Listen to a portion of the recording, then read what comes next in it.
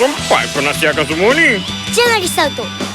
Boboiboy 03! Okey, kau pasang bendera, aku pasang lampu dan kau buat ketupat. Baik, bos. Lepas tu kau hidupkan api, lap meja, angkat Dah kuali. cukup orang ni. Aku tahu. Macam ni, Tok. Tinggi lagi. Okey.